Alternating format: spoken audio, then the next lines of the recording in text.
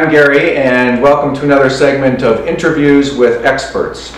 Today I have with me Dr. Stephen DeWitt, and Stephen is a sexologist.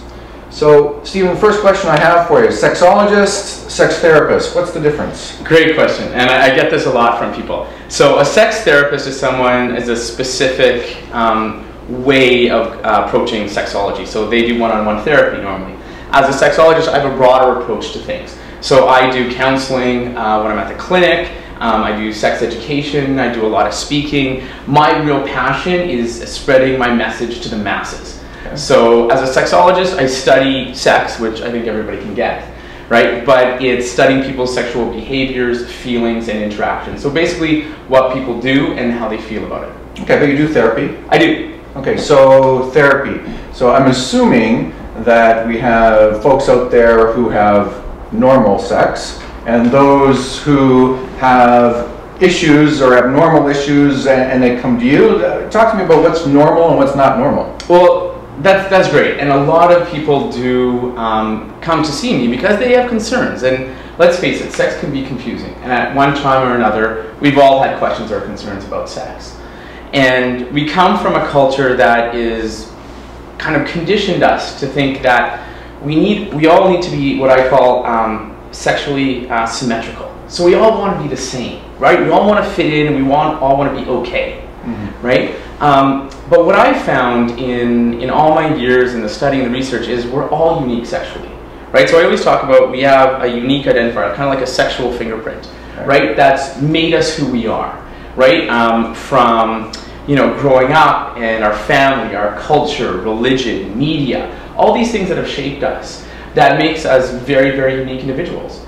And so when we try and meet someone and be sexually compatible, sometimes it works and sometimes it doesn't, right? And that's when people will come to me and be like, oh my partner wants this, or I want to do this, but I'm not sure. And what I always tell people is, there's no right way, there's no wrong way, there's just your way.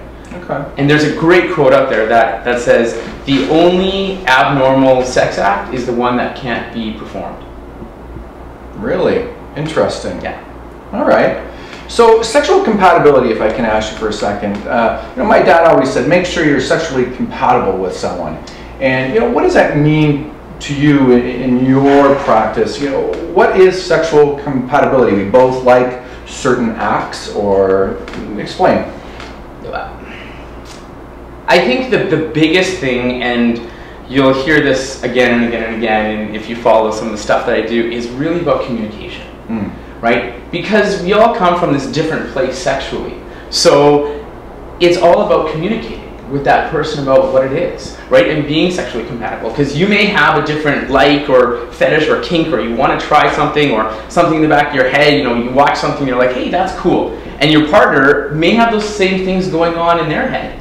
And how do you, if you don't communicate about it, if you don't talk about it, and you just kind of like surprise them, and I got lots of stories about people surprising people with things that they think are going to resonate with their partner that completely don't. Right.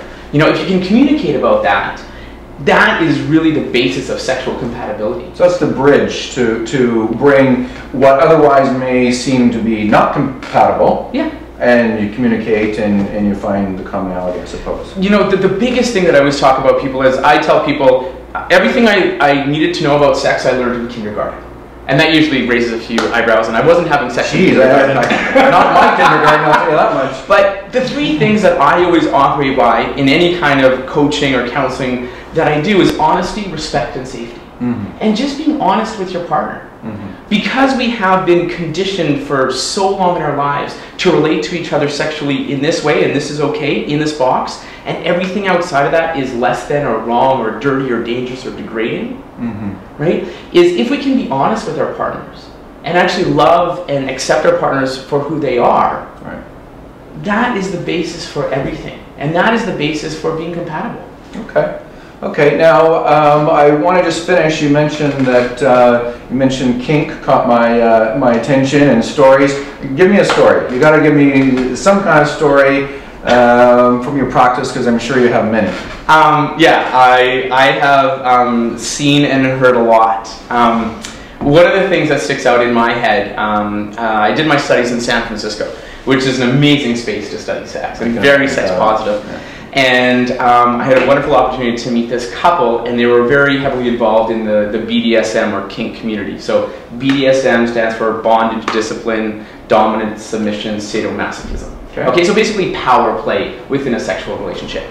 And they were an amazing couple. They looked like, I took them out for dinner, looked like my older aunt and uncle, like in their 60s, just a 60s. Yeah, a lovely couple. But very, very heavily involved in the BDSM community, like I said, and experts at it. They teach workshops. And one of the things that they do is they light each other on fire. No. Yes.